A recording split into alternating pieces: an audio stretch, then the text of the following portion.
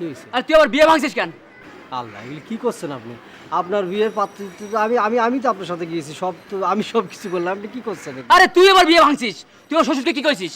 তুই আমার শ্বশুরকে আমার সম্পর্কে কি কইছিস? যার জন্য আমার বিয়ে ভেঙে গেল। কই কি কইছি মানে? এটা কি কইছে আপনি? কি এই তুই জানিস তুই কত খারাপ? তুই জানিস তুই কত খারাপ? নড়াইল থেকে ঢাকা এসে ব্যাগ করে ঘুরে বেড়াচ্ছিলি, আমি চাকরি দিছি আমি, আর আমার তুই এত বড় সর্বনাশ করলি, হ্যাঁ? আরে ভাই, আমি আপনি কথাটা শুনেন যে এগুলি পিছনে কেউ শত্রু আছে, আপনি আমার সঙ্গে একটু ভালো রিলেশন এটা নষ্ট করতে চাচ্ছেন। আপনি জিনিসটা ভালো করে শুনে আমি দেখতেছি জিনিসটা কি হয়েছে, আমি দেখতেছি। আরে দেখা দেখে কিছু না, তুই বিয়ে ভাঙছিস, তুই আমার বিয়ে ভাঙছিস। তুই কি করে ঢাকায় থাকিস সেটা আমি দেখে নেবো। তুই কি করে ঢাকায় থাকিস দেখে নেবো।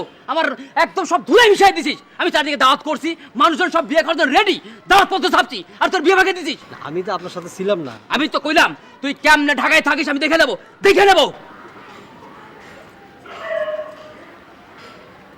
ঢাকাটা কি আপনি কিনে নিয়েছেন নাকি? হ্যাঁ, নড়াইলের বিলাই দেখেছেন, ভাগ তো দেখেননি। থাবা যখন দেব না তখন বুঝ